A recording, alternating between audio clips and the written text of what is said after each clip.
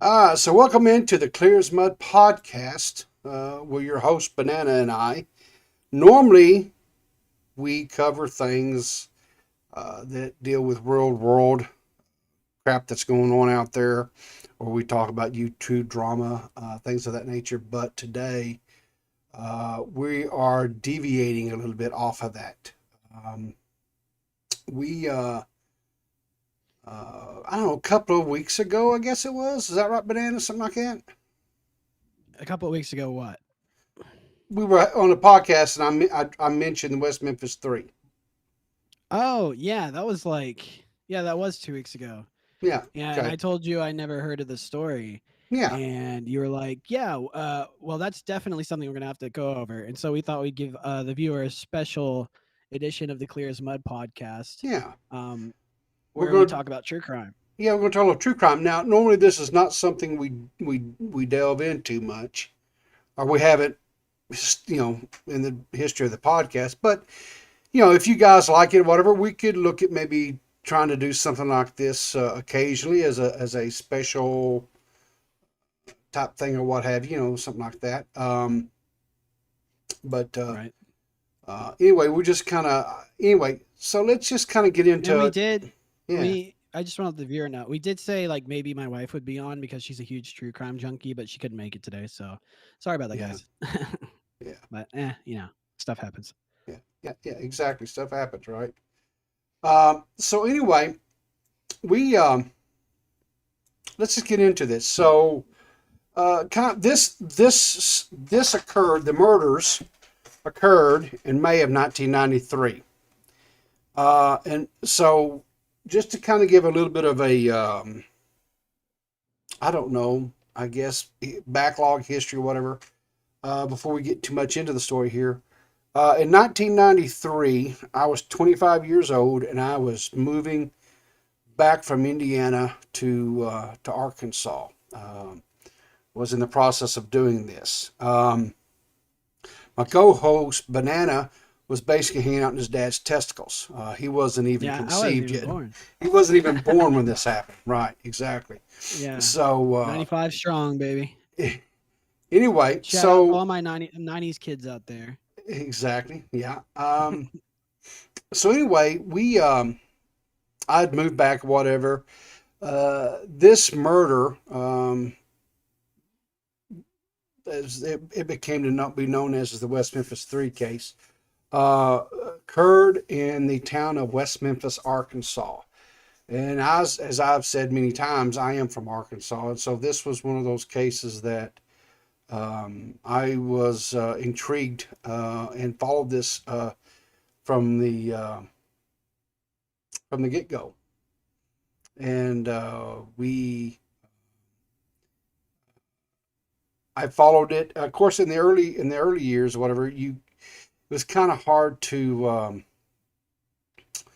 it was kind of hard to other than just the newspapers and occasionally when the television, like news channels, something like that, because the internet didn't exist back then, right? Right, right. And So you had to do everything through like papers, like newspapers and yes, exactly. That was it. I mean, wow. we didn't have, and so initially it was kind of hard to cover or to carry the stuff, whatever, right? And so anyway, just kind of I'm bringing this up on the screen here, so you guys can see it. These were the three young men. The guy on the left here, that's Jesse Miss Kelly. Jesse Miss Kelly, just kind of give you a little bit of a backstory on him. He was born in 1975. So at the time of this, I think he was like 16 years of age, something like that.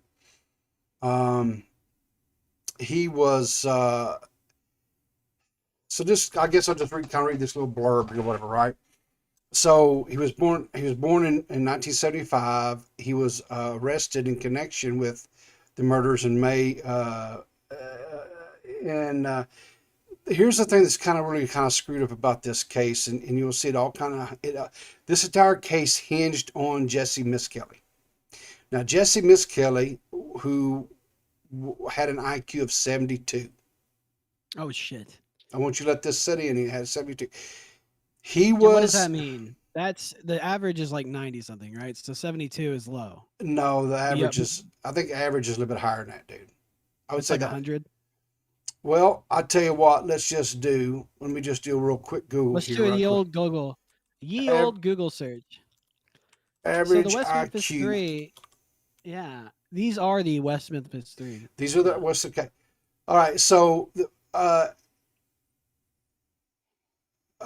let's say there's an IQ, average IQ is between 85 and 115. Okay. Oh boy, so he's special needs. Yes, he would be. Yes, he would He's be. like Stephen Avery's nephew. Bingo. Yeah. Now, I want to see if some more similarities come across to you here, since you mentioned Stephen Avery's, which could be something we might talk about, in a future episode as well. He was what do you call that? Interrogated by the police for Oh over great. 12 hours. Wow. He was a No lawyer minor. representation, I'm No assuming. lawyer, no parent was in there with him, and he was a minor. He was interrogated for over 12 hours, Good God. and of the 12 hours of the interrogation, I believe only like 45 minutes of that time frame was recorded audio wise. That was it. Fuck 12, right? Yeah. Um, however, Boy. okay, he confessed to the murders and implicated Charles or Jason Baldwin and Damian Eccles. Okay. That's what his confession is, what the police department and prosecuting attorneys used to convict all three of the young men. Was his confession. Get the Jesse fuck Miscau's. outta here. That's it. That's it. That's all there was. There was, and hang on, we're going to get into some. I just want to know that's what it was. Okay. Okay. However, the confession was at odds with facts known by police, such as time of the murders. He couldn't get the times right. He couldn't get other facts like what actually was done to the young boys, as far as any type of physical Which young boys? evidence. Okay, these young boys right here. Hang on, let me get on. Oh, okay. Let me get on here. Okay, so these young boys right here. There's Stevie Branch, Christopher Byers, and Michael Moore. All three of these young men were 8 years old, I believe it was. Or 7 to 8 years old, something like that. But anyway, these were the three young boys who were murdered. Okay, Stevie Branch, Christopher Byers, and Michael Moore. Now, they didn't get the information right, as far as he couldn't get the information right as far as the time of the murders.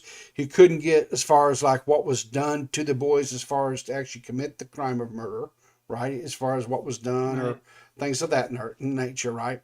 But anyway. Under the what's called the Bruton Bruton law rule, his confession could not be admitted against his co-defendants, and thus he was tried separately. Okay, he was convicted by a jury of one count of first-degree murder and 2 counts of second-degree murder, and the court sentenced him to life plus 40 years in prison. Okay. Now, Jason Baldwin, okay, which is the young man here on the right, okay. He's the youngest, I'm assuming. Actually, yes, I think he was 16, and I think Miss Kelly was 17, maybe. He was born in 77, so yes, he was younger.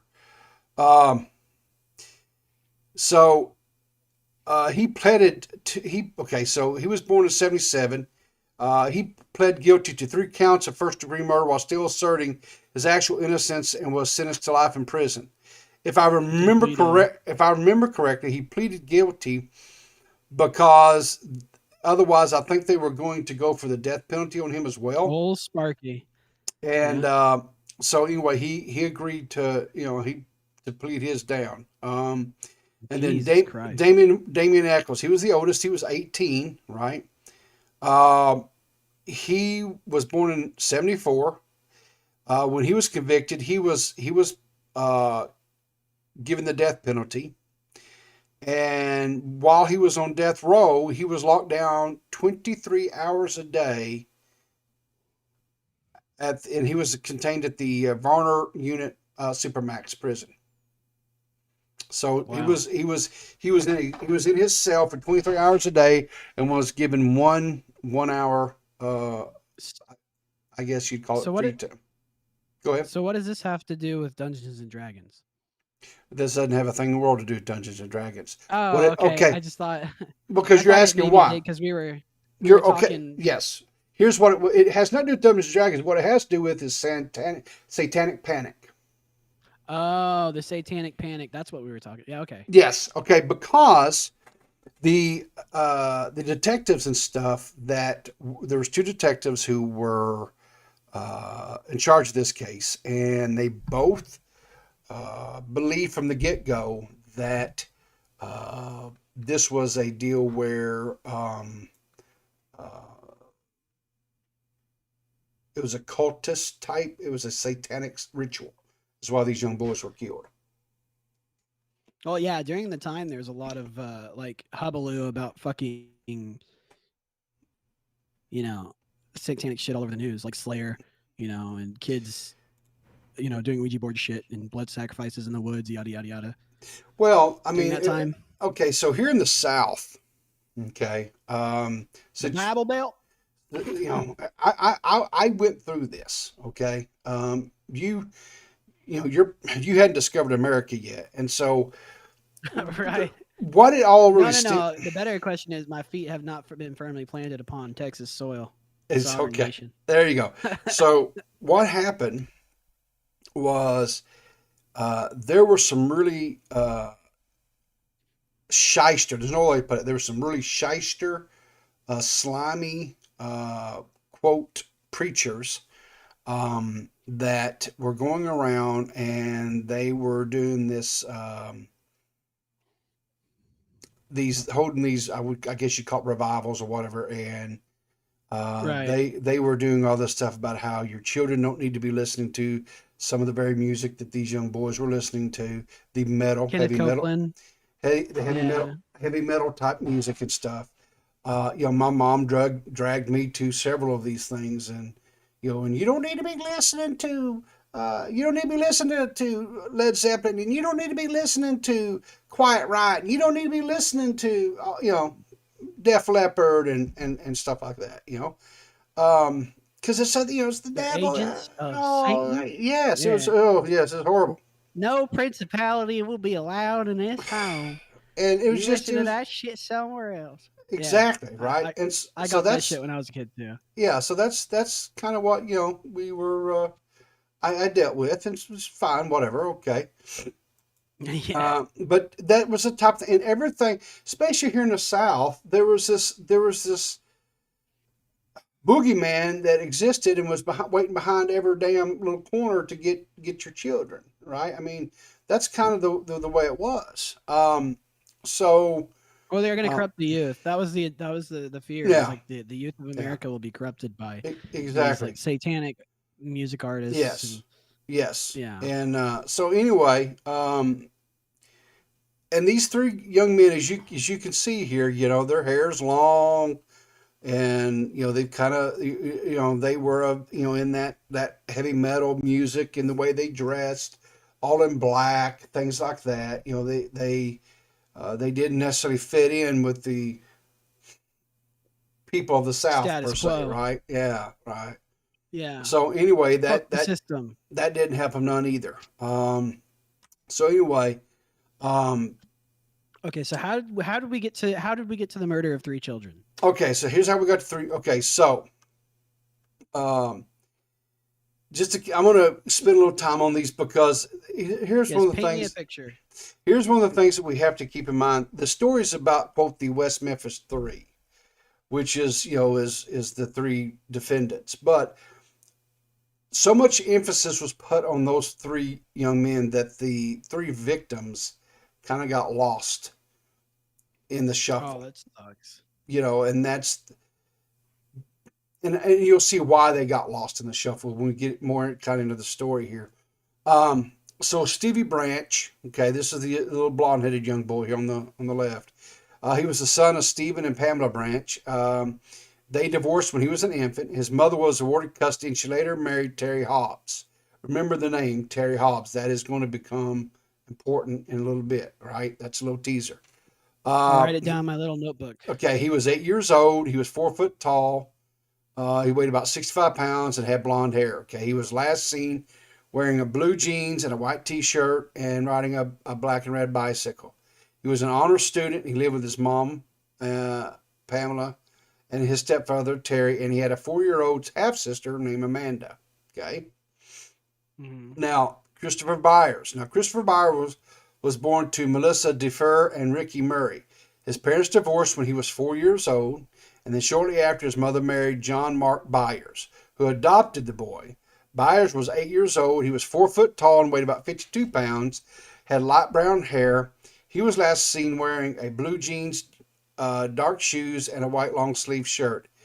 He lived with his mom and his adoptive father, his stepbrother, and according to his mom, he was a typical 8-year-old boy. He still believed in the Easter Bunny and Santa Claus. Okay. Gosh. Now, Shit. that kind of puts it in Yeah. perspective, doesn't it? 8-year-old. We got to remember these are 8-year-old boys. Okay. The Yeah. last young man was Michael Moore. Now, he was the son of Todd and Dana Moore. He was 8 years old. Okay. He was 4 foot tall. He weighed about 55 pounds, had brown hair. He was last seen wearing blue pants, a blue Boy Scouts of America shirt, an orange and Wow. blue Boy Scout hat, and riding a light green bicycle. He enjoyed wearing his scout uniform even when he was not at meetings. He was considered the leader of the three, and he lived with his parents and his 9-year-old sister, Dawn. Okay. So that, kind of let that, this is really what this is about is these three young men. Okay. It's not, yes, we had three people who were convicted and sent to prison, but this is really what the story is about and what happened to them on that evening. Okay. So what happened? Here's a breakdown of what happened. Okay, so on May the 5th, 1993, three 8-year-old young boys, Stevie Branch, Michael Moore, and Christopher Byers, were reported missing in West Memphis, Arkansas. The first report to the police was made by Byers' adoptive father, John Mark Byers, around 7 p.m. that evening. The boys were allegedly last seen together by three neighbors who, in affidavits, told of seeing them playing together around 6:30 that evening. They disappeared, seeing Terry Hobbs. Remember the name I told you to remember here? Terry Hobbs. Yeah. Okay. Stevie Branch's stepfather calling them to come home. The initial police searches made that night were limited. Friends and neighbors also conducted a search that night, which included a cursory visit to the location where the bodies were later found. A more thorough police search for the children began around 8 a.m. May 6th, the next morning, right? Led by the Crittenden County Search and Rescue personnel.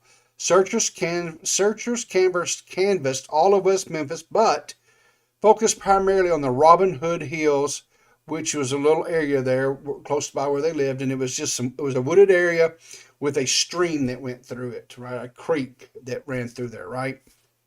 As we call them here in the South, a creek. That's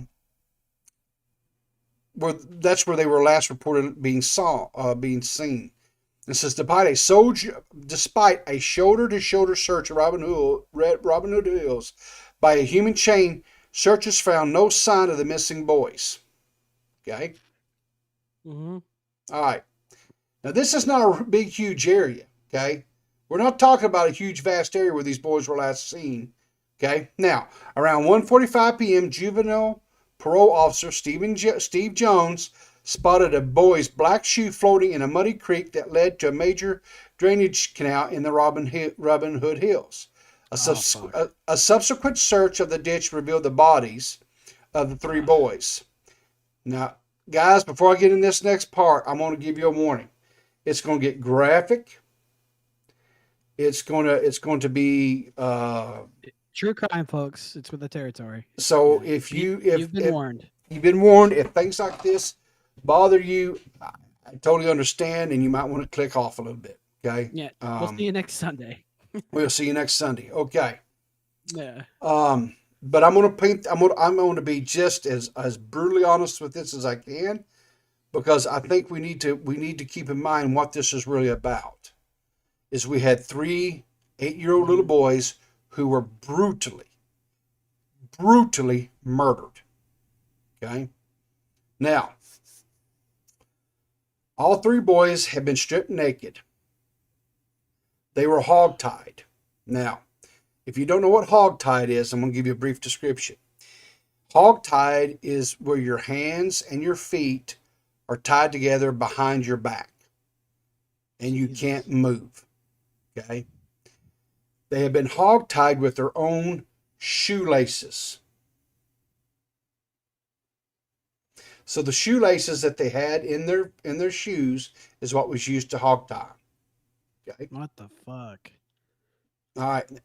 And that's going to be important too. So remember that. Okay. Their clothing was found in the creek, some of it twisted around sticks that had been thrust into the muddy ditch bed, trying to hide them, of course. The clothing was mostly turned inside out. Two of the boys' underwear were never recovered. Christopher Byers had lacerations to various parts of his body. Okay, this is Christopher Byers here, whose stepfather, right? His stepfather was Terry Hobbs. Okay. All right. Oh. Now I want you. Okay.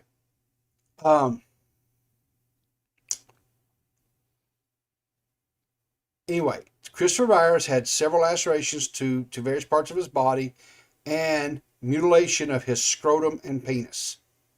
Jesus Christ. Okay. The autopsies by forensic pathologist Frank J. Peretti indicated that Byer died of multiple injuries, while Moore and Branch died of multiple injuries with drowning. So Michael Moore and Stephen Branch died because, yes, they had physical injuries to them, but they were still alive when they were thrown in the creek, so they drowned as well. Okay. Good God. But Christopher Byers did not drown. He just died from his injuries. He was dead? Yes, he was dead before he was thrown in the creek. Okay. What a fucking nightmare. Holy shit. Okay. The police initially suspected that the boys had been raped. However, later expert testimony disputed this finding. Trace amounts of sperm DNA were found on a pair of pants recovered from the scene. Prosecution experts claimed Byers' wounds were the result of a knife attack and that he had been purposely castrated by the murderer. Defense experts claimed that the injuries were more likely the result of post-mortem animal predation. Okay, and what the defense attorneys were saying was that they speculated that a lot of the damage to Christopher Byers' body was that because that creek was full of turtles, and they think turtles were actually biting on the body, gnawing on the body. Okay, so he wasn't tortured like insanely before he was. Well, I mean, like, he's still tortured, but, like, you know, he wasn't being mutilated by his private parts before he died. Good God. Yeah, he was stabbed multiple times. Yes, and he was castrated, and then his penis was actually the term they used was skinned or filleted. Yes. Oh my God. Yeah. Yeah. Ugh. Yeah. Jesus Christ. Okay, so police believe that the boys were assaulted and killed at the location where they were found. Critics, however, argued that the assault at least was unlikely to have occurred at the creek. Okay. Now, Byers was the only victim with drugs in his system. He had been prescribed Ritalin, right, in January as part of a treatment for attention deficit hyperactivity disorder.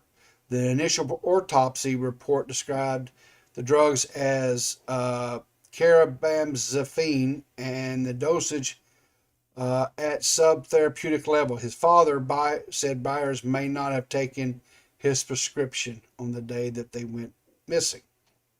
Okay. Okay. All right. And on a side note, when, like, if it was if the murders did take place by the creek, wouldn't there be like evidence of it being done there, like blood and shit? You would have thought so, right? Just saying. Okay. Yeah, like it would have been clear that it Oh, would have been yeah. done there. All right. So that kind of that sets as far as this. That's what they know, right? Right. So this This is is during the time in the 90s, this is a horrifying crime and the public is now terrified. and they're out Justifiably terrified. and they're outraged because three little 8-year-old boys have been brutally murdered and Tortured, yeah. tortured. Okay. Um. So And it's anyway, children. Yeah, yeah, so it's yeah. 8-year-old Like children. what kind of monster And remember, one of lives them in your was community? and one of them was wearing his Cub Scout uniform. Yeah, You so know. it's the perfect stage to cause a panic. Yes. Okay. Um. So Bojangles, famous fried chicken and biscuits. Now, some of our Never viewers, heard of them. okay, Bojangles is a chicken fast food restaurant that is in a lot of southern states, like Arkansas, Louisiana, places like that, Mississippi, over in Tennessee. They're I personally I have had Bojangles. I just didn't care for it. It wasn't. It's just fried chicken. If you like fried chicken, yeah, but it's tended Oh, to so it's like me. Chicken Express, Uh, well, I guess maybe, but it tended to me be a little bit greasy, Popeyes. a little bit greasy, a little bit greasy. So, Yeah. but here's where Okay. Bojangles comes into the mix. Okay, so All right, I'm listening. um, okay, so according to local West Memphis police officers, on the evening of May 5th of '93, at about 8:42 p.m., workers in the Bojangles restaurant, located about a mile from the crime scene, okay, in Robin Hood Hills, Walking distance, yeah. okay, reported seeing a black male who seemed mentally disoriented inside the restaurant's ladies' room. The man was bleeding and had brushed against the restroom walls. Officers Regina Meeks responded to the call, taking the restaurant manager's report through the eatery's drive-through window. By then, the man had left. The police did not enter the restroom on that date. The day after the victim's bodies was found, Bojangles manager Marty King, thinking that there was possible connection to the bloody man found in the bathroom, reported the incident to the police officers, who then inspected the ladies' room. King gave the officers a pair of sunglasses he thought the man had left behind, and the detectives took some blood samples from the walls and tiles of the restroom. Police detective Brian Ridge testified that he later lost those bloody scrapings. A hair identified as belonging to the black man was later recovered from a sheet wrapped. A hair identified as belonging to a black male was later recovered from a sheet wrapped around one of the victims. Wow. Okay. So, all right. So, the two detectives, James Sudbury and Stephen Jones, okay, they felt they had that the crime had cult overtones, and that Damien Eccles might be a suspect. Okay, Well, because how do these three even tie in? Do they live in the area? They live close by, right? we're fixing to get into that. Okay. Oh, okay, my bad. I'm jumping the gun. You're Okay. jumping the gun a little bit. All right. So these two detectives felt like Damien Echoes might have some connections to this crime, right? Because at this point in Why? time, they have no Mhm. suspects. They have nothing. They have three dead little boys, one of which who was mutilated. His genitalia was mutilated, and and all of them had puncture wounds and things like that. So they were. Um, that's all they had was three little 8-year-old boys that had been murdered. That's all they had. But the police officers James Sudbury and Stephen Jones, or Steve Jones rather, felt that the crimes had cult overtones, and that Damien Eccles might be a suspect because he had an interest in occultism, and Jones felt Eccles was capable of murdering children. Oh joy. That's Okay. it. That is it. The Eccles, and I think Baldwin maybe had some run-ins with law enforcement in the past, but it was So they're on all their list. just but it was all just. I think they like some petty theft, maybe. And one time, And I this think. is, Go ahead. I'm sorry. I was just gonna say this is a small town too, so just not unlike these. Because I'm watching the Make a Murder documentary again. Yeah. Uh, it's a small town, and these guys are like troublemakers in the town, so they're already on the cops' watch list. Yeah, they had some run-ins with law enforcement. But up until this time, Yep, it up to was no all good. it was just, but it was nothing violent in nature, right? It was It's just they some petty theft, and one being time, hoodlums. yeah, just typical teenage type crap, right? Yeah, dumb shit. Yeah, yeah. So anyway, Damian Eccles did have one breaking and entering charge because he was out with his girlfriend and it started raining and they broke into somebody's house to get out of the rain and they were arrested. He was arrested for breaking and entering and had charges for that. But that's it. Okay. Um, so the police interviewed Eccles on May the 7th, 2 days after the bodies were discovered. And it says during a polygraph examination, he denied any involvement. The polygraph examiner, though, felt like Eccles' chart indicated deception. Then on May 9th, during a formal interview by Detective Ridge, Eccles mentioned that one of the victims had wounds to the genitals. Law enforcement viewed this knowledge as incriminating.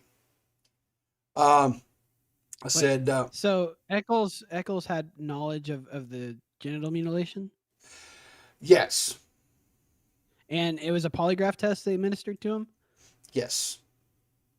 and those are now inadmissible in court. Got it. All right, go ahead. Okay. So after about a month had passed with little progress in the case, police continued to focus their investigation upon Eccles, interrogating him more frequently than any other person. Nonetheless, they claimed he was not regarded as a direct suspect, but rather a source of information. Okay. Oh, for fuck's sake. All right. Then on June 3rd, the police interrogated Jesse Miskelly, Jesse Miskelly Jr., despite him having an IQ of 72, categorizing him as borderline intellectual functioning. Okay. Which means autistic. Yes. Uh, there was some handicaps Forrest there. Gump. Yeah. Forrest Gump had an Okay. IQ of like 70 something. Yeah. Uh, So his status as he was a minor. Miss Kelly was questioned alone. His parents were not present during the interrogation. Miss Kelly's father gave permission for Miss Kelly to go with the police, but did not explicitly give permission for his son to be questioned or interrogated. Miss Kelly was questioned for roughly 2 hours. Only two segments totaling 46 minutes was recorded. So out of the 12 hours the young man being interrogated, only 46 minutes of it was actually recorded. Yeah, okay. jeez. All right. Miss Kelly, You know what that means, right? sure, they coerced him. 100%. They fed him Yeah. what they wanted and tried to get him to say Because what. like the suggestibility. Yeah, sure. Yeah. Because they needed to get somebody. Oh, that's so fucked up, man. I I hate hearing stories about the police doing shit like that. Okay. Um, Miss Kelly quickly recanted his Also, Go ahead.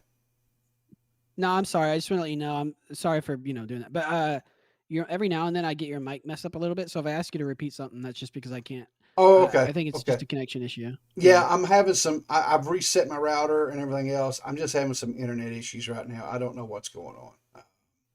Not a problem. I don't think it's showing too bad on the stream because I've been Yeah. listening back to it. But I think Okay. I just every now and then I'll have to ask you to repeat something. Okay, that's cool. That's cool. All right. So Miss Kelly was questioned. Hang on a second. No worries. Bless you. I'm sorry, allergies. You're God killing bless me. you. All right, so Miss Kelly quickly recanted his confession, citing intimidation, coercion, fatigue, and veiled threats from the police. Miss Kelly specifically stated he was scared of the police during his confession. Though he was informed of his Miranda rights, Miss Kelly later claimed that he did not fully understand them. And then in 1996, Nope. the Arkansas Supreme Court ruled that Miss Kelly's confession was voluntary and that he did, in fact, understand the Miranda warning and its You're shitting consequences. me. Nope. Good Uh, God. Portions of Miss Kelly's statements to the police were leaked to the press and reported on the front course they were. page of the Memphis Commercial Appeal before any of the trials began. So You part spoil of the it, jury. right, exactly. So, It was leaked so on purpose too. You know it was. They sure, wanted to get the maximum penalty against him. they wanted a tainted jury pool, basically, is Yeah. what it boiled down to. So anyway, so shortly after Miss Kelly's first confession, police arrested Eccles and his close friend Baldwin. 8 months after his original confession on February 17th, 1994, Miss Kelly made another statement to police. His lawyer, Dan Stidham, remained in the room and continually advised Miss Kelly not to say anything. Miss Kelly ignored this advice and went on to detail how the boys were abused and murdered. Stidham, who was later elected to a municipal judgeship, has written a detailed critique that he asserts are major police errors and misconceptions during their investigation. Stidham also made similar comments during a radio show interview in 2010. All right. So, the trial occurred. All three young men were convicted and sentenced, right? Damon Eccles got death penalty. Baldwin got life plus 40 years. And Miss Kelly got life. Holy fucking shit. That's what happened. All right. And what evidence was presented in court to prove their guilt? Miss Kelly's testimony. That was it. You've There got was me no shitting there was no physical evidence ever. And Eccles got the death penalty. And Eccles got the death penalty. That's right. Unfucking real. But hang on. So this story, okay, this story gained some notoriety from celebrities. Okay. Some of those celebrities were Johnny Depp. No shit. Yep.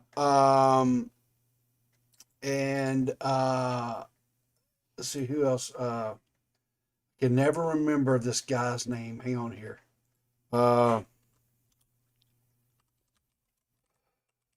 He's the Dixie Chicks.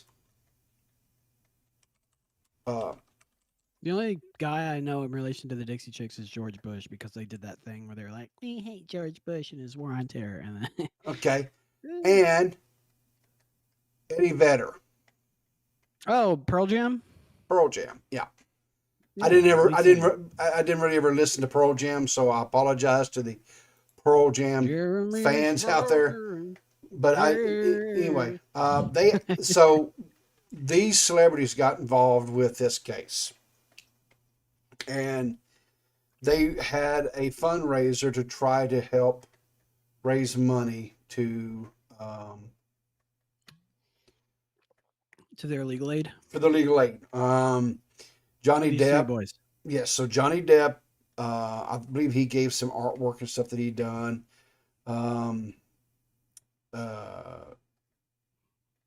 Vedder and the Dixie Chicks, they had they did a concert, I believe. The Dixie Chicks. Dixie Chicks, I'm sorry. Dixie Chicks, they gave some, they had a music, what do you call it, whatever, music concert, whatever, to raise money. Like a Live Aid type shit. Yeah. So anyway, now, like I said, I was moving back to Arkansas during this time. I followed this case. Then as the internet became available, the West Memphis Three and their supporters, okay, as Echoes and Miss Kelly and Baldwin became known as the West Memphis Three. They had a website. I don't know if it's still up or not, but where you could go and there was information. They posted updates, stuff. They had, people to contact, and how you could, contact the boys, and so on and so forth. Um, Very yeah, quickly before you yeah, go on, yeah, this is kind of like a case of kind of like whenever I look into true crime and yeah. it's like kind of unsolved mysteries, most of the times it's the police dropping the ball and it's contamination of the crime scene. Hmm. They weren't able to get Hmm. the evidence they Yeah, needed, and yeah. they didn't follow up the trail until it was Sure, cold. sure. This seems kind of like one of those cases, is it not? Am I wrong in assuming? Well, I don't know so much. Okay, I think I really kind of want to hold off on my Yeah, yeah, yeah. We'll get until the end. Um, right, I'm just kind of more or less at this point wanting to present evidence, right, right. and then I will give my views and opinions at the end. Sorry, I'm just fascinated by this. This is Yeah. crazy. So okay. So anyway. So these young men were convicted and Right. incarcerated in um, I believe it was they were. I think they were actually put in prison. Like in 90, I think they were convicted in like 94, 95 is when the trials were all over. So when I was born, 95. Wow. Yeah, 95, I think is when they were actually 95 is when they were actually. But anyway, um, and of course, then the appeal started, and so on and so forth, right? That always occurs with these things. Right. The appeal Um, process. Yeah. yes. Now, one thing I want to note is that of the three families of the victims, um, two of the families stayed kind of in the limelights a little bit. Stevie Branch and Christopher Byers' families still stayed in the limelight. They still had interviews. They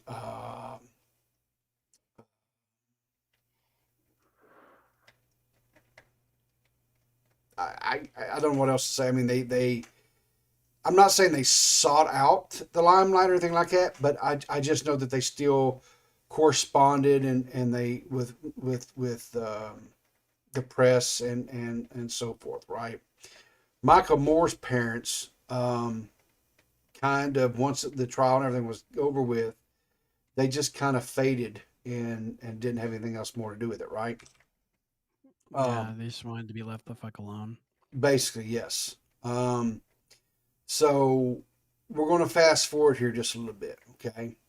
So in Okay. 2000, okay, so in 2007, all right, because now Right. technology has advanced, right, to where they can do things like DNA sampling, DNA results, things like That's that, right? yeah. That's what I was gonna. I was gonna ask you in the 90s, like the 93 era. I Yeah, couldn't remember if that was the time no, because during a certain point of time, they only yeah, took blood samples to find out the blood type of a killer, and sure, they couldn't do any DNA yeah, forensics yeah. analysis. I was Okay, wondering. now DNA, I'm not for sure exactly the history of DNA as far as its timeline stuff, but I do know that when DNA was first kind of brought onto the scene, it was kind of looked as like With skepticism. yeah, it was not like valid scientific excuse me, procedure. They weren't real trustworthy of it. You know what I'm saying? And so Hmm. it was real skeptical. But in 2007, DNA that was collected from the crime scene was tested. Okay. Okay.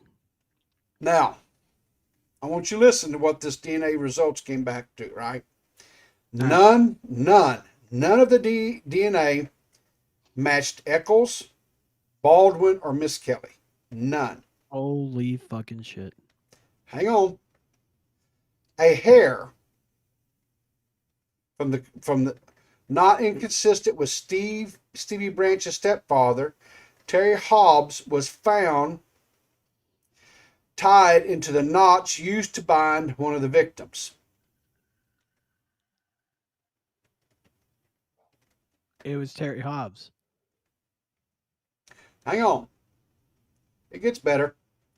The prosecutors, while conceding that no DNA evidence tied the accused to the crime scene, said the state stands behind its convictions of Eccles and his co-defendants. Okay, Are you fucking serious? I'm serious. Okay, You dipshit ass fucking retard. Okay, go okay, ahead. hang on.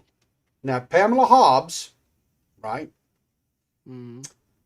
on May 5th, 2009, declared in the United States District Court, Eastern District of Arkansas, Western Division, okay, indicated that one of the hairs consistent with the hair of her husband, I'm sorry, consistent with the hair of Terry's friend David Jacoby, Terry Hobbs' friend David Jacoby, and additionally, after the murders, my sister, Jolynn McCarthy, and I found Terry's nightstand. Terry again being Terry Hobbs, her husband at the time, and um, the stepfather, right? Yes. Yes. Okay, found a knife that Stevie carried with him consistently and which I had believed was with him when he died. It was a pocket knife that my father had given to Stevie, and Stevie loved that knife. I had been shocked that the police did not find it with Stevie when they found his body. I'd always assumed that my son's murderer had taken the knife during the crime. I could not believe it was in Terry's things. He never told me he had it.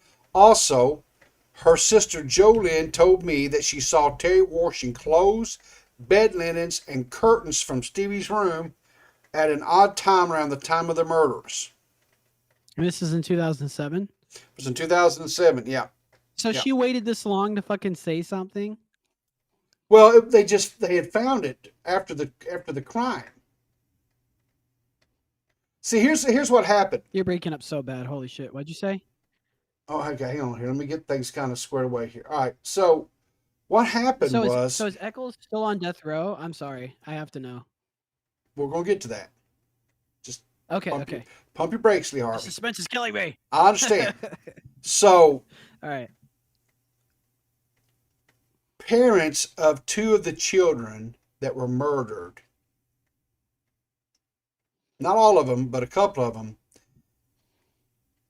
based upon the evidence that started coming out in around 2007 because of the DNA testing that was able to be done, no longer stood behind these three young men being incarcerated. They no longer believed that they were the murderers. Right. And they joined the side of trying to get those three boys out of prison. And then the state said, fuck you, we don't care. Okay, now hang on, it gets better. Oh, God. In September 2008, attorney, now Judge Daniel Stidham, who represented Miss Kelly in 94, testified at a post-conviction relief hearing. Stidham testified under oath that during the trial, Judge David Burnett, who was a judge at the time, judge of the trial, erred in making an improper communication with the jury during its deliberations. Stidham overheard Judge Burnett discussing taking a lunch break with the jury foreman and heard that the foreman reply that the jury was almost finished. He testified Judge Burnett responded, "You'll need food for when you come back for sentencing," and that the foreman asked in return what would happen if the defendant was acquitted. Stidham said the judge closed the door without answering. He testified that his own failure put this incident on the court record and his failure to meet with the minimum requirements in state law to represent a defendant in a capital murder case was evidence of ineffective assistance of counsel, and that Miss Kelly's conviction should be therefore vacated. So, wow. Miss Kelly's attorney testified in 2008 that the judge had a conversation with the foreman of the jury. And so when the foreman of the jury says, yeah, well, if they're acquitted, the judge just closed the door. Wasn't going to have that conversation. Basically saying, I took from that acquittal was not an option. Holy fuck. Because the judge flat out told him, said, we'll need to have food for you guys back here ready for when you guys get ready to go back in to discuss sentencing. Sentencing so the jury was tampered with. Essentially, yes. Oh God. This is a miscarriage of justice. This whole thing needs to be thrown out. Hang on. So in October of 2007, papers, because based on the DNA evidence, right, was filed by, and here's the thing you have to remember, right? Each one of Yeah. these young men, Damien, Jason, and Jesse, had their own legal teams, and each legal team was trying to do their own thing to They try weren't to conferring, exonerate these young men, right? but they weren't conferring together. I'm sure there was some communication, but they were working for the best interest of their client, Oh, not for fuck's sake! So not for they're the trying to collective. have them. They're trying to have them bury each one of each other. Oh, for fuck's sake! What a No, mess. that I wouldn't say that was going on either, and I'll tell you why. Oh, okay. Why? So here's what happened. So in Chicken thigh? October, so in October of 2007, Yeah. 2007, papers were filed in federal court by Eccles' defense lawyers seeking a retrial or his immediate release from prison. The filing cited the DNA evidence linking Terry Hobbs, stepfather to one of the victims. Remember, his DNA was found inside the knot of one of the other little boys.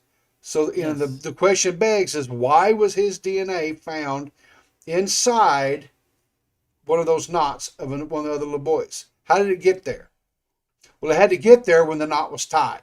That's the only way it could have gotten there, period. Right? Um, Yeah, it's airtight. He's fucking. As far as okay. I mean, in the state's eyes, he should be fucking guilty. Like, Okay. In the new statements from Hobbs' now ex-wife, yeah. all presented in the filing was no expert testimony that supposed knife marks on the victims, including the injuries to Byers' genitals, were the results of animal predation after the bodies had been dumped. On September 10th in 2008, Circuit Court Judge David Burnett denied the request for a retrial, citing the DNA tests were inconclusive. That ruling was Are appealed to you the fucking Arkansas. serious? Hang on. That ruling was appealed to the Arkansas Supreme Court, which heard oral arguments on the case in September 30th, 2010. So it took 2 years to get to the Supreme Court. Then, in November 4th of 2010, the Arkansas Supreme Court ordered a lower judge to consider whether newly analyzed DNA evidence might exonerate the three. The justices also instructed the lower court to examine claims of misconduct by the jurors who sentenced Damien Eccles to death and Jesse and Miss Kelly and Jason Baldwin to life in prison. Then in early December 2010, David Burnett was elected to the Arkansas State Senate. Circuit Court Judge David Lesser was selected to replace Burnett and preside over the evidentiary hearings mandated by the successful appeal. So after weeks of negotiation, on August 19, 2011, Eccles, Baldwin, and Miss Kelly were released from prison as part of a plea deal, making the hearings ordered by the Arkansas Supreme Court unnecessary. Thank God. The three entered into an unusual, what was called an Alford plea deal. The Alford plea is a legal mechanism, okay, which allows defendants to plead guilty while still asserting their actual innocence. Okay? So they spent almost 20 years in prison. Yes. Yeah. Holy fucking shit. Yeah. And now in 2011, they decided, oh, you can go now. Sue the fucking state. Yeah. Well, they can't. Why? Why can't they sue the state? They They took can't. 20 years from these men. I understand that. I understand that, but they can't because simply, how do I put this? Because part of the Alford plea deal, they could not sue the state for wrongful imprisonment. Wow. Now, That's insane. hang on. Baldwin didn't want to do it initially because through the entire time he always maintained his innocence. Okay. But he agreed to do so, and in a statement he said it was because they were trying to kill Damien. He knew Damien was on death row, and he agreed to it so that Damien could be released from prison and would not have the death penalty hanging over his head.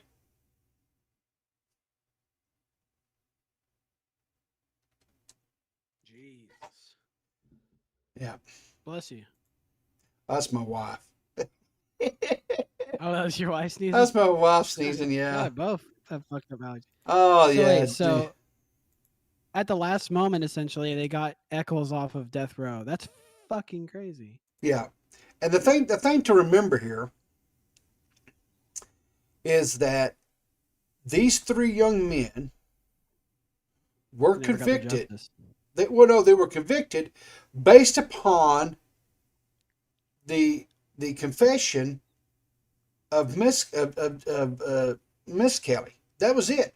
There was never any type of physical evidence. There was never anything like that that could be linked to the defendants. Nothing.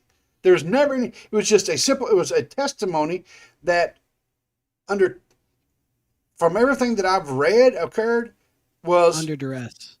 it was a classic coercion tactics that was used. Okay. Now, let's dive in a little bit here on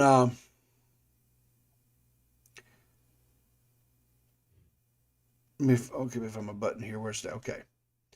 I'm losing your mic so bad. I think your internet keeps dropping or something. Yeah, I don't know what else. I'm going to have to call my internet company, I guess, and give them grief. Because they just started doing this like the last couple of weeks. Yeah. It's been fine for a while. Like, Yeah. but up recently here, it's been like every now and then you'll drop. And yeah. Okay. So what were you saying? I'm sorry. So on the screen here, this is a picture of this is Terry. This is Terry Hobbs. That's his wife at the time, which was Pamela Hobbs. And there's a picture on the table there of the mom and son together. Okay. And he's a stepdad. He's stepdad. Okay. Got it. Okay, so and his DNA was found in the rope. His DNA was found no, not in the rope, in the shoelaces. In the shoelaces, and he had the knife. And he had the son's knife. Yes. Okay. Fuck you, Terry. Yeah. Okay. So, shit. So Terry Hobbs was born in 58, grew up in 1958. He grew up in northern Arkansas. After ending his first marriage, he wed Pamela Hicks Branch in 86. When her son Stevie was almost 2 years old. In West Memphis, Hobbs worked as an ice cream delivery man, and Hicks, the mother, worked at a restaurant. They had a daughter together, Amanda Hobbs, who was 4 years old at the time of her brother's death. The couple divorced in 2004. Okay, they said. Wait a minute. The son Stevie was 2 years old, right? When they got married, yes. And they have a daughter together that's 4 years old. That's correct. So okay. The daughter was 4 years old at the time of Stevie's death, who was 8. Oh, my bad. Sorry. Okay. Yeah.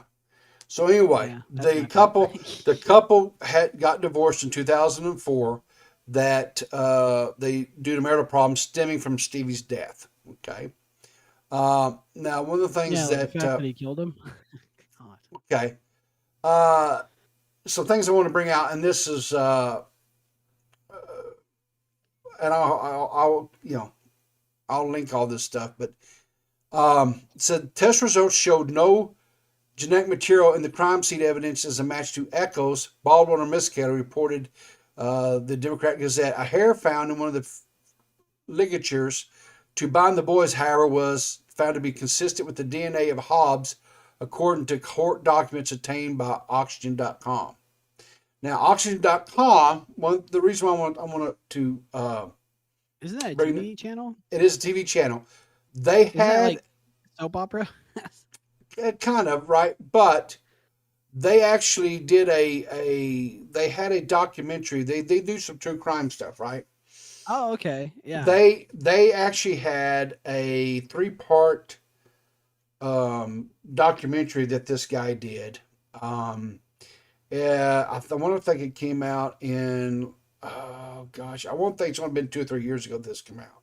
This documentary came out, but his documentary focused on the 3 little boys, um, and some and evidence and stuff. And the thing of it was is that, and I watched the documentary. Of course, like I said, I've watched. There's been three. There's been 3 documentaries that have been made. I guess you produced whatever that has aired on HBO. The first one was called Paradise Lost, and then Paradise Lost Part Two, and then of course Part Three. That's what my Um, wife was watching. Yeah. yes, okay. There's 3 of them. You can find them at various places right now. Paradise Lost, I think Paradise Lost 3 is actually on Hulu. Paradise 2, um, you can rent it, or buy it or whatever. I guess I think like Amazon has these. So there's different places to go and rent the videos and watch them. Um, Right. there was also there was a book that was written called Devil's Knot, which was written by an author that followed this story, evidence stuff. They made that into a movie as well. Um, it's okay. What? I didn't really much care for it. The Paradise Lost, those 3 parts are very good. I highly encourage people to watch them. I also watch, if you can find it. I don't know. Hang on, let me do this here for a second. I'll see if I can find. 20 years. They What's took that? 20 years. They took 20 years from Yeah, these kids. yeah, yeah, They yeah, should be paying for everything that they all their expenses, their retirement, everything that should be provided for by the state. That took 20 years away from them. Jesus Christ. How are they going to get a living? Like, I mean, how are they going to build a retirement? How are they going to provide for a family if they can even have one at this point? You know what I mean? yeah. I mean, their life was taken away from them. That's fucked. So there was a documentary. Let me bring this up here on. Um, And let me guess, Terry never went to prison. no, No, he never. nobody else to date has been prosecuted or charged Is with Terry these Hobbs still murders. alive? I believe he is. Yes, I believe he is. There was a documentary. It's called The Forgotten West Memphis 3. Um, They he never got justice for being murdered. Those kids, unfucking real. so the Go ahead. the I'm the sorry. the it's on oxygen. So when did this come out? When was this done? I'm trying to find a date here. Um, I don't see a date on this. Why don't okay? I This mean, was in 2020. So 2020. So this is just a year ago. So I knew it hadn't been too long. Um, but anyway, it was on the Oxygen channel, and it's called The Forgotten West Memphis 3. I don't know if you might be able to go to their streaming service and watch it if you wanted to or not. But anyway, it's called The Forgotten West Memphis 3, and it was Bob Ruff was the gentleman behind it. Um, but again, so oh, get this. mhm. Did you know about Terry Hobbs' criminal background? Are you sure you got the He's right Terry Hobbs? Terry Hobbs. Oh no, Yeah, Pamela Hobbs was his wife, right? correct. Stepfather is Stevie Branch. Yes, that's it. Okay. Well, it says here on the wiki for him, he was 24 years old when he broke into the home of a neighbor, Mildred French. French reported that prior to the incident, she had gone to Hobbs' home after hearing what she believed to be a domestic dispute. A couple months later, French contacted the police and her landlord after Hobbs reportedly came into her home and grabbed her. breast. She yelled for him to get out of her home. I was yelling for Terry to get out, and ultimately Terry ran out of my home and downstairs into his unit. The bathroom window over my tub was partially open, and yelling could be heard outside. I recall a man was outside the street working in his yard. I believe that Terry intended to further molest and harm me. His actions and demeanor indicated that was his goal. But I believe my confused yelling and screaming alarmed him and caused him to run off. At this time, I was afraid Terry would rape, Yeah. harm me, even kill me. Yeah, and apparently he had an altercation in November of 1994 with his wife, Mm-hmm. where he hit her, shot his brother-in-law, Jackie Jr. Hicks, came to the Hobbs residence after he was informed of the encounter. Terry would later state that he shot Jackie Jr. in self-defense. Yeah. Jackie Jr. survived the shooting but died years later as a result of complications pertaining to his injuries. Hobbs was sentenced to 6 months in prison for aggravated assault. I mean, fuck this guy. Unreal. What a Okay. nightmare. Sorry to derail you there, but No, yeah, that's fine. Jesus. All right. So I wanted to, this last little thing.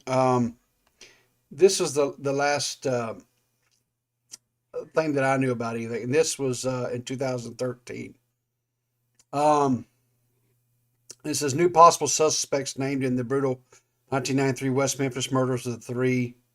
Okay, including one of the stepfathers. Okay, so and the beginning of the article just kind of gives some background history of what happened, whatever. This here is Terry Hobbs, and here on the guys is David Jacoby. Now, David Jacoby, his DNA was also found at the scene as well, right? Um, Okay. and And who is he in relation to any of these people? he was good friends with Oh, that Terry was a friend of Hobbs. Terry? That's friend Terry Hobbs. That's the guy here on the left. Okay. That's Terry Jacoby was that Hobbs guy. and Jacoby here in the black hat. That's Buddy's. Okay, and um, if you're able to watch the documentary, 3-part documentary that's on Oxygen, it really covers this quite well. This information, right? Basically, what Right. happened says a witness now claims that Stevie's stepfather, Terry Hobbs, and his friends David Jacoby killed the three boys along with two teenagers after they caught the boys spying on them taking drugs. Okay, these are the two teenagers, right? The witnesses said that Buddy Lucas, this his left, had told a witness that he was at the scene with Hobbs, Jacoby, and another teenager, L.G. Hollingsworth, here on the right. He said that he saw Hobbs stab the boys. I said, okay, so this is on the list for Terry Hobbs, his friend David Jacoby, as well as two other men who would have been teenagers at the time. Their names have emerged after a witness stepped forward claiming that Buddy Lucas told him he had been part of the murders years after they'd taken place. The witness said he learned that Hobbs and Jacoby invited the two teenagers to meet with them to buy drugs, and when the men were smoking pot, they saw the three boys spying on them. Jacoby grabbed one of the boys and beat him while Hobbs ordered Lucas and Collingsworth to grab the other two boys, according to the affidavit.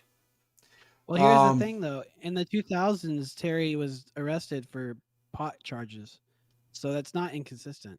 I mean, yeah, and Hobbs. does it show there's an interview with Hobbs down there on your screen? This here. Yes, he spoke to the police. Yes, and we can listen to it if you like. Yeah, is it good? Yeah, if I it's worth haven't listening listened to, to we it, so I should. don't know. We can listen to it. That's fine. It's only 2 minutes, so. Hell yeah, let's do it. Who filed? I did. You did? Under what were your grounds? All the abuse, the accusations, the threats coming from the family, side of the family. What do you kind of, if you could explain that to us, what you're talking about? Mm-hmm. After this happened, for some reason, Pam and some of her family went around and started telling people Terry Hobbs killed them kids. I don't know why they done this. So she convinced her brother, Jackie Jr. Hicks, that I'd killed them kids, and he would make the threatening remarks to me, "I'm going to kill you. If it hadn't been for Dad, I would have killed you already," his daddy. I couldn't for the life of me understand why they would think on this line, but in the abuse of them going around telling people I did it, the threats is coming from the family, the boy, the brother, that he's going to kill me for doing this, which I didn't do this, but still yet, it took a toll on the Hicks family that I've never seen. And of course, I've never been around anything like this, so I didn't know what to expect, but I was seeing things that I just couldn't believe. You know, go around accusing everybody in West Memphis. You know, I mean, we'd go down and talk to and come down and Not talk everybody, to the Terry, police, just and you. Pam would call off people's names she didn't know, but still accuse them of it. So they'd go out and ask questions, I guess. And I'm just saying it'd take a toll on this family that I couldn't imagine, I couldn't understand. Well, I mean, I could give a clear explanation, a pretty easy one, as to why his DNA would be on the shoelace. He tied his stepson's shoes one day, and a piece of his hair got into the shoelace. I mean, it could be Okay, that easy. sure, but here's the thing: how would his hair? But it wasn't in his stepson's shoelaces. But I thought you said the shoelaces were used to bind him. Okay. Each one of the boys' shoelaces were used to bind their hands behind their back, right? Mm-hmm. The hair was found in one of the other boys' shoelaces. Oh shit! So it wasn't in his Okay, so- stepson's. It was not in his stepson's bindings. It's one of the other boys' bindings. So how would it have gotten in there? That's the question. Fuck you, Terry. Cunt. All right. This is Mark Byers. He and his wife stayed they were the other family. There was two families I told you, right? There was the Hicks Yeah. family, or that was And the Steve. Police in And The- the miss. Stop. Yeah. So, What are they called? Miss something. yeah. So, so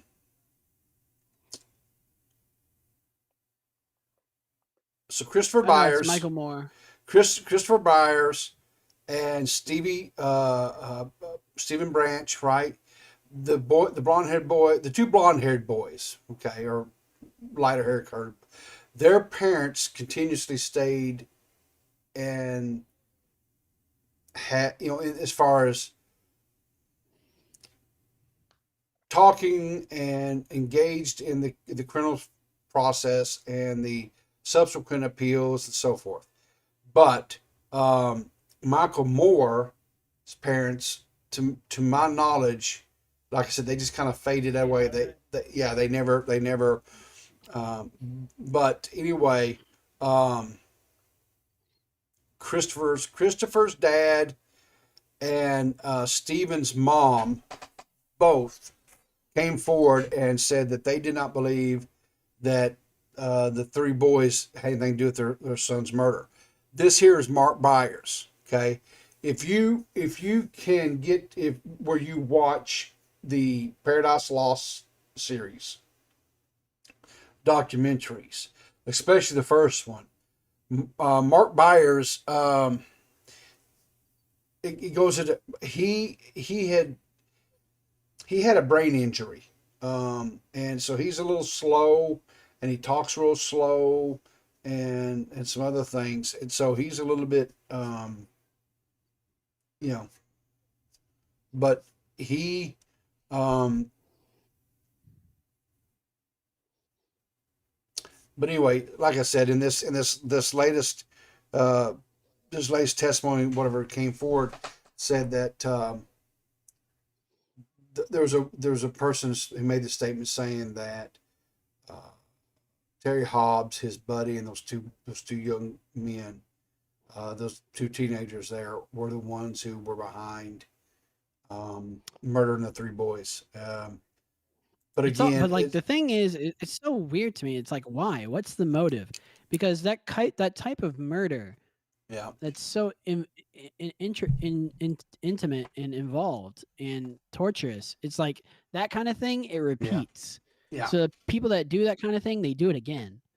Okay. And So here's my thoughts. I'm going to finally give you okay, my thoughts shoot. on this, right? Yeah, Okay. I'm waiting you with bated breath.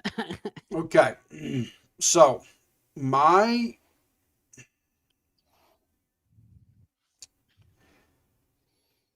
this is just my gut feelings or whatever you want to call it, right? This is not Yeah. I'm not this is speculation. This is what I speculated happened. Okay. If you go back to the original timeline of everything that happened, of what happened, that and affidavits of neighbors and stuff that happened that was taken at the time of the murders, right?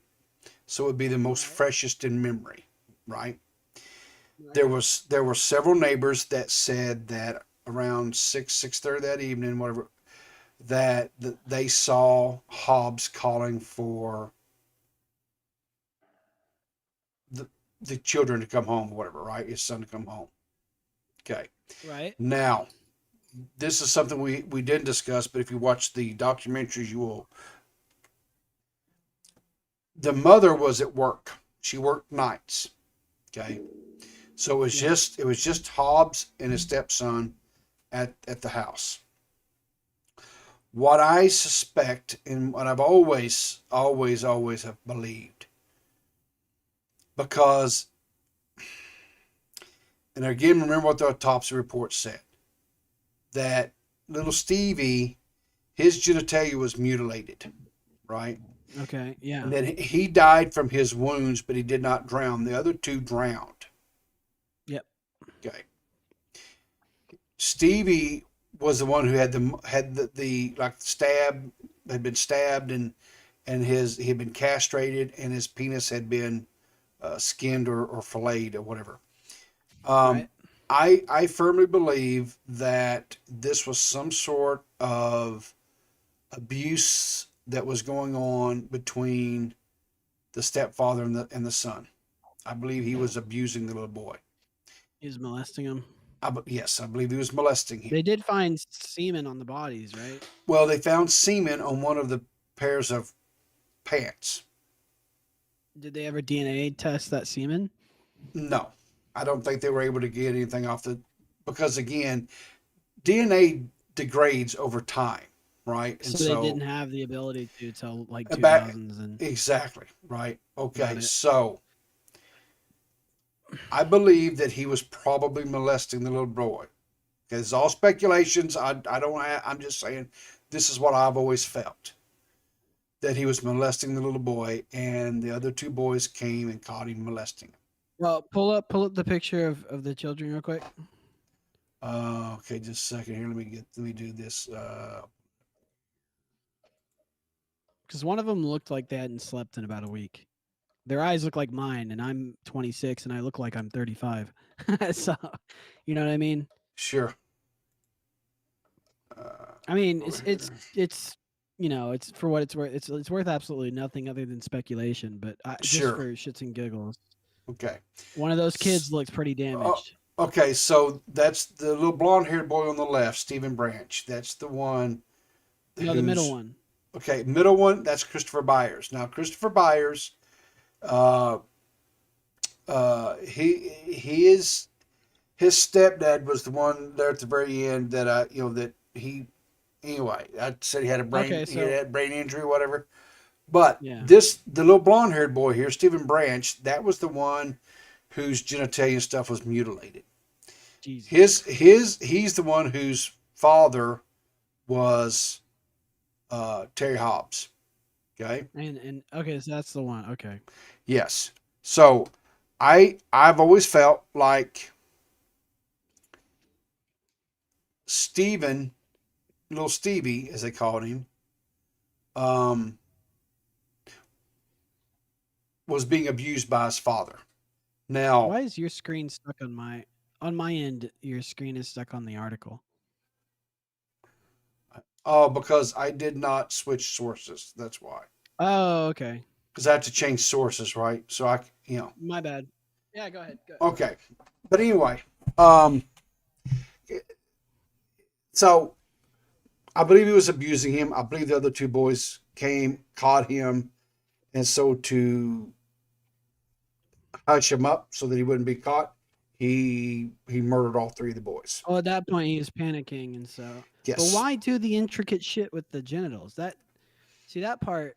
If it was panicked, he wouldn't torture them. You know what I mean? Okay, but again, we have to. I don't know so much if he was panicked. I'm not saying this. But he killed them to cover up what he did. I don't know so much if he's panicked or not. I will say this: there was no. I don't remember, and I'm reading some. I don't believe there was any blood evidence ever found at the scene of crime where the bodies were found either. Right. Right. So that kind of is why they were saying that the murders did not happen. actually happen there. That's just where they were dumped. The bodies were dumped. Yeah, this makes sense.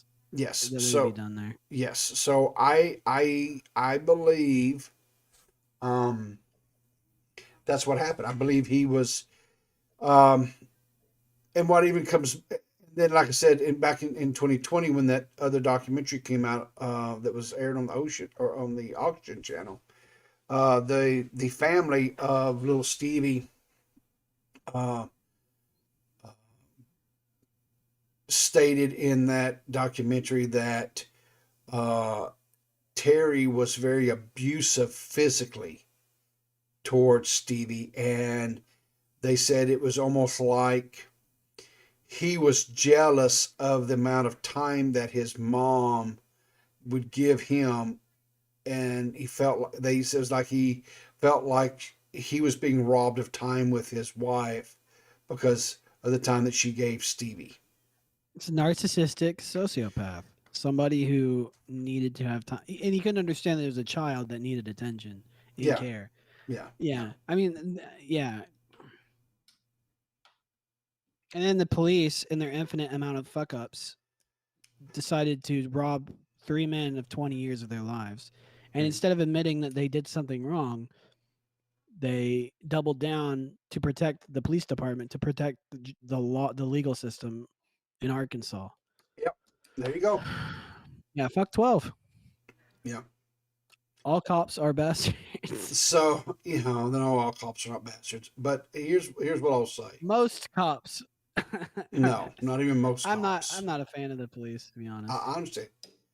What I will Sorry. say, what I will say is this. Now, for my viewers and even to Banana, since he has no, um, I gave a Grab the chill.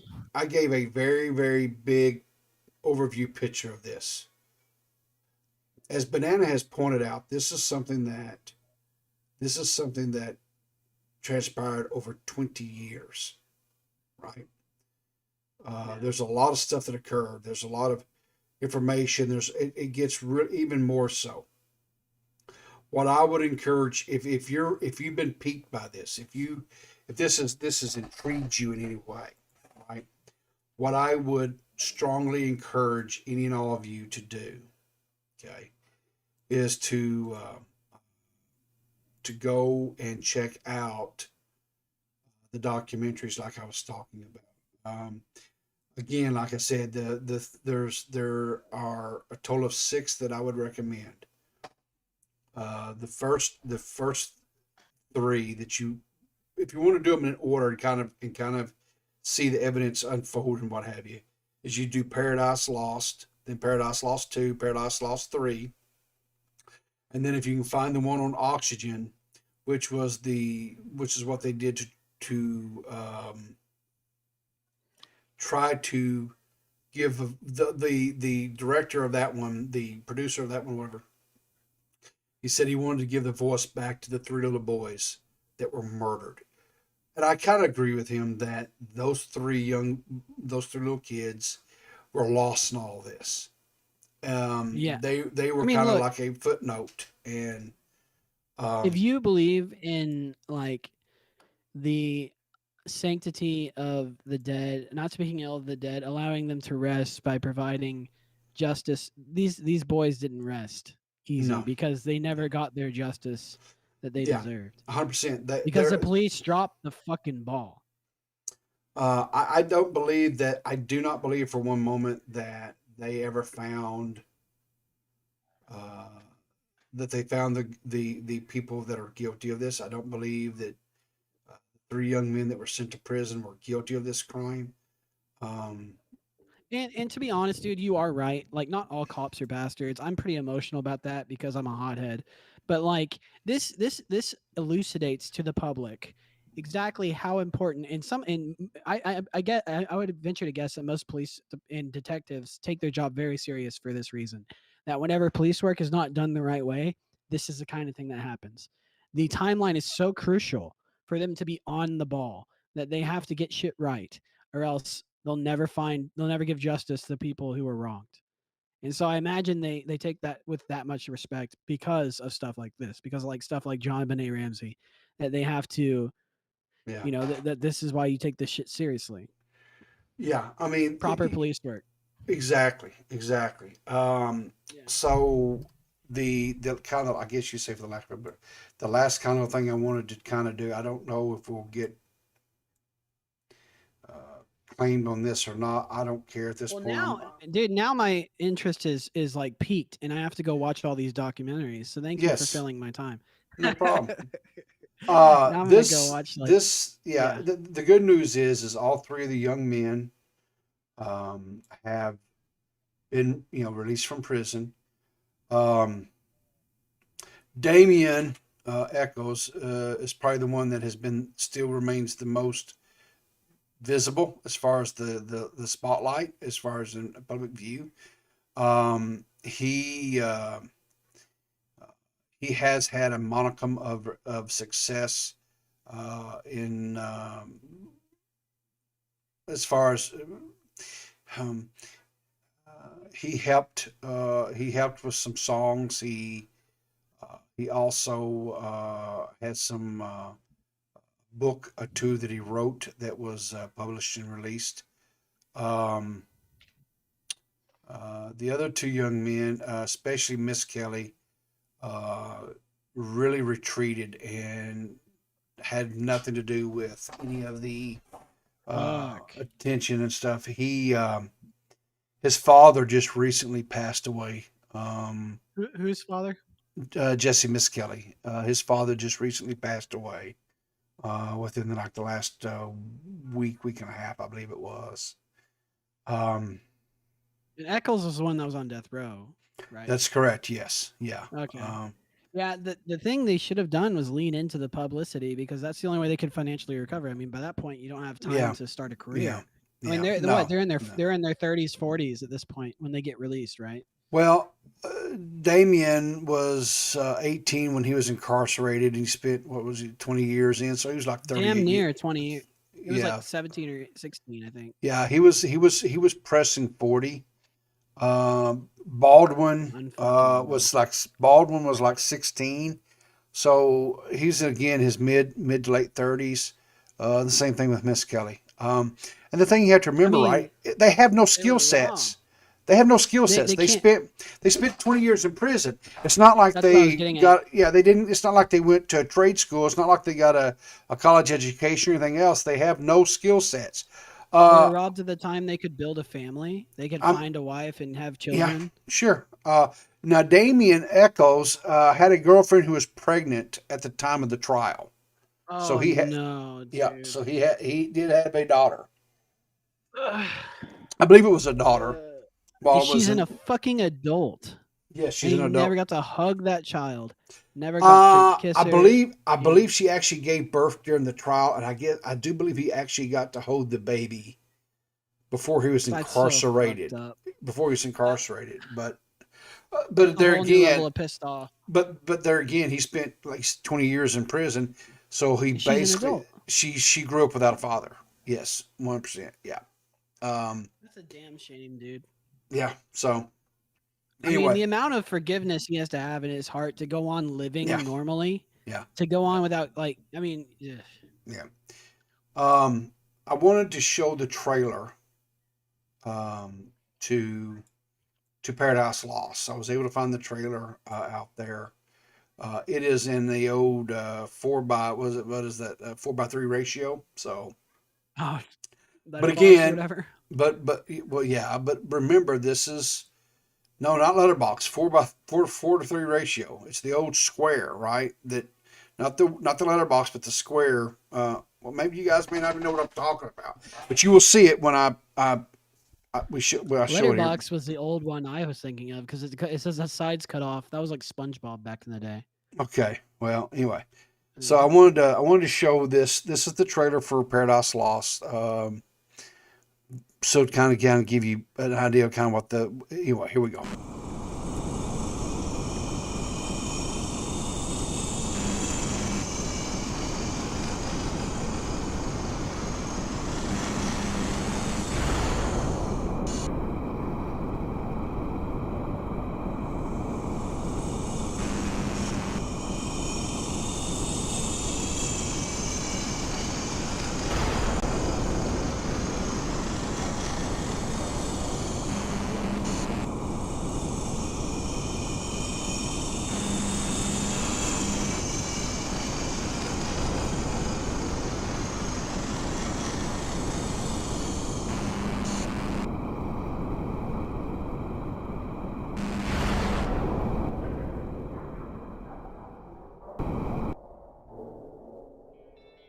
In a statement given to police and obtained by a Memphis newspaper, 17-year-old Jesse Miskelly allegedly confesses to watching 2 other suspects choke, rape, and sexually mutilate 3 West Memphis second graders. The murders had been part of a satanic ritual. Satanic A worship. horrific, ritualistic sacrifice.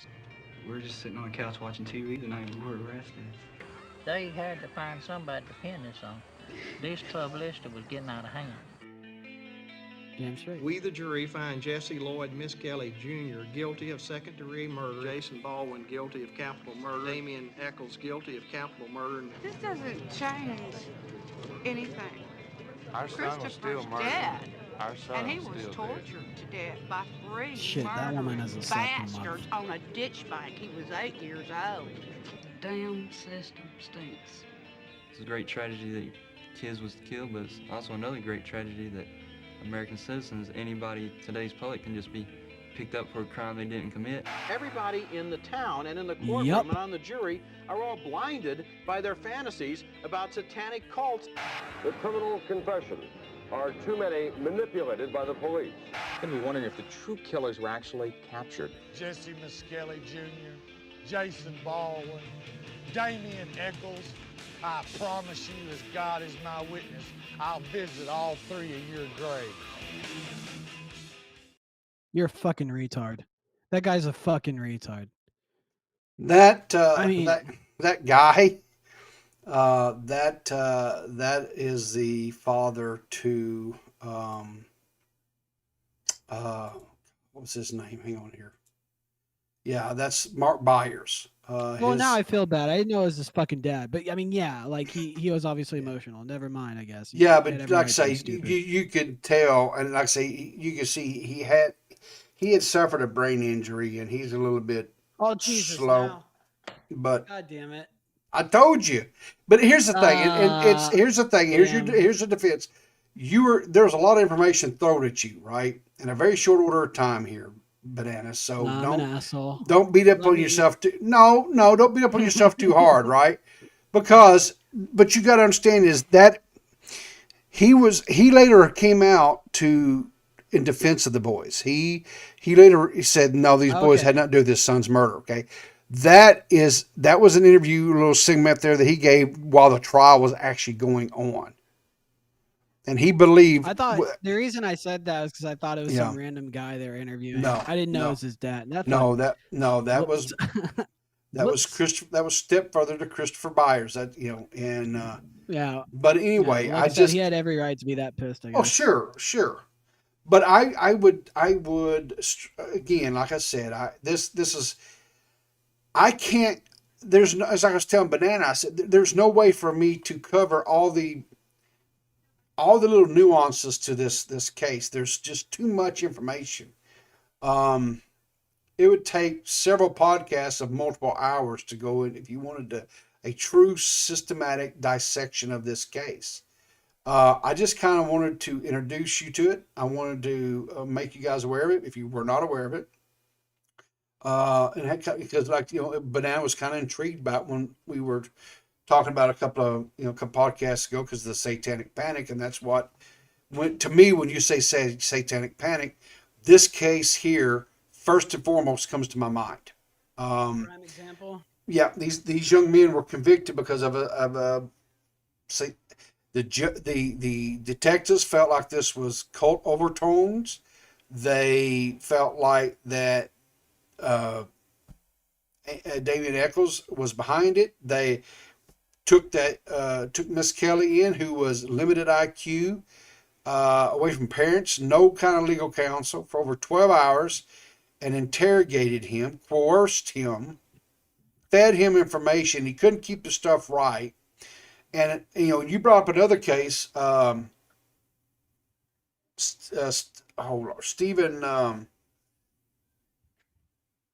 oh God, there's a two-part miniseries. Making a Murderer. Stephen Avery. There's another one. Stephen Avery, his nephew, again, someone of limited IQ, again, multiple hours being. Real quick, that was a perfect example of me putting my foot in my mouth. I can't get off that. I was just like, God damn it. But yeah, I'll beat myself up a little bit more on that. Well, yeah. Don't flog yourself too hard on it, because again, you really don't know the players all that well, right? Because again, you're just introduced. Yeah. You're just introduced to this. What I would tell you is, because one of the things that we discussed was, did Banana need to watch this beforehand or come in cold?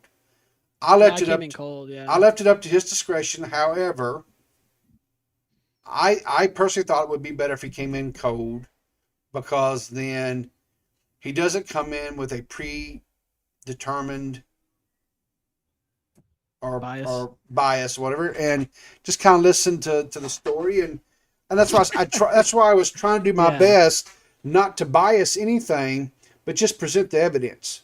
This is the cold hard facts. This is what is in evidence. This is what occurred, and then kind of let him and our viewers kind of make their own decisions. And again, encourage. I can't encourage you enough, viewers, to go out and watch these documentaries and get all the little nuances, and to get all the stuff, because it is truly eye-opening. And what I will tell you is any time, and I'm not a lawyer, and I'm not giving you legal advice or any of that concept. I'm just giving you some sound, what's the word I'm looking for here? Wisdom. If at any time that you find yourself having interaction with the law enforcement, when they say you have the right to remain silent, that's exactly what you do. I want a lawyer. I want to talk to my lawyer. You get a lawyer. You have to answer some questions. So, but the way you plead the Fifth Amendment is pretty tricky. Name, rank, and serial number. That's all you have to give them. Right. And at certain questions, though, you have to reply. And whenever they ask you a question, just say, "I want to speak to my lawyer. I want to speak to my lawyer." That's right. I mean, if they keep, and here's the thing, by law. And here's what the lawyer will tell you. The lawyer, as soon as you get on the phone, they'll say, "Shut the fuck up. I'll be there in 30 minutes." Yeah. Don't say a goddamn word. The bottom line is that irrespective of your potential innocence or potential guiltiness, whatever the situation is, it doesn't matter. Hire a lawyer, because it's just in your own best interest. Spend some money, hire a lawyer. And the thing of it is when you invoke your lawyer, they have to stop. They have to stop questioning you and just shut up. Don't say a word. Huh? Oh, I was going to say in Canada, they don't. Yeah. That's the fucked up part. Have you ever watched crime documentaries about Canada? No. So you can get a legal advisor, but they can still question you until the legal advisor gets there. Just shut your mouth. Just don't say a word. Do not say a word. Keep But your I pie think hole you shut. actually can't. I think you actually can't. I think you actually have to reply. Oh, In Canada's legal system. well, Canadian viewers, please yeah, absolutely give us a lowdown on how y'all's system yeah. works in the comments. By the Here in way, this is this, a perfect time to say that if you found this show interesting and we've earned your subscription today, please subscribe to the podcast. Yep. Leave us a like or dislike, depending on how you feel. If you have any outstanding comments or anything you want to share with us or discuss, put them in the comment section. We're always watching for comments. We reply to all of them if we can, if we have the the ability, if we see them. So yeah, just let us know. yes, exactly what Banana said. I really don't have anything else to say. I think I've said all that. I've done a lot of talking today. Yeah. A lot of talking today. Next week, we should be back to our normal type programming, I guess, for lack of a better word. But we just kind of want to do a little segue and and this is something that's kind of, I guess, for lack of a better word, near and dear to my heart. I've been following this case, like I said, ever since the 90s. Well, and we both like true crime too. So I love true crime. I watch a lot of true yeah. crime. You watch JCS Criminal Psychology? No, there's the one that the ones I really like is there's a show on called Cold Case. I think it's on Lifetime, I think. Riveter. You have to go to YouTube, type in JCS Criminal Psychology, and subscribe to that channel. Okay. You will love it. It is the coolest shit in the world. Okay. There's if you like, you might check out one. It's called Cold Case, and it's I think it's on Lifetime. Cold Case Files from the 90s? No. This one is currently on. It's just on the air now. I think it's called the new version. Because I remember the old one back in when I was a kid. Mm-hmm. But there's a new one going. I think so. Let me see here. Is that? Hang on. Is this? Let me look here. No, that's not it. Where's Let me find it right quick. Oh yeah. By the way, maybe I should tell you that off air. Okay. I have a potential guest for our next episode. Cool. They said they wanted to be on, and I think we should have them on next week. But I don't want to say it because I don't want to make it. I'm sorry. It's called Code Justice. I'm sorry. It's called Code Justice, not Code Case. And Code Justice is it's led by this woman. You'll like her. She's from Texas. She's a former prosecutor from Texas. Which one is it? Is that girl with the blonde hair? Yeah. Yeah. Is she a MILF? I can't tell. Is she a G-MILF? I don't think her name's Kathy Siegler. She hot? Just tell me she's hot. I don't know, dude. I mean, I can't see her. I can't really see her from the side of the screen. Let me see if I can get a bigger picture for you here. Sorry, audience. You're coming on a trip to see if Kathy Siegler is hot.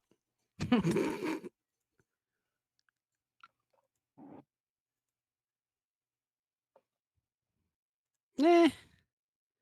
I mean, she's cute. I mean, I guess. I mean, she looks too much like my mom. Too Irish. She's a woman of particular age, as they say. Pass. But anyway, she heads up a team, and she has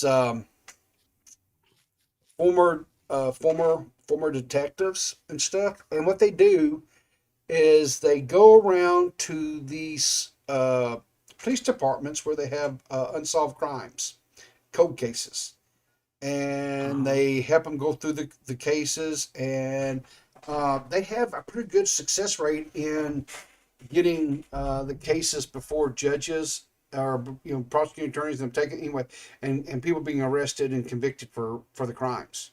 Is this on Hulu? I think you can probably get on Hulu. I don't subscribe to Hulu anymore because they're a bunch of Nazis.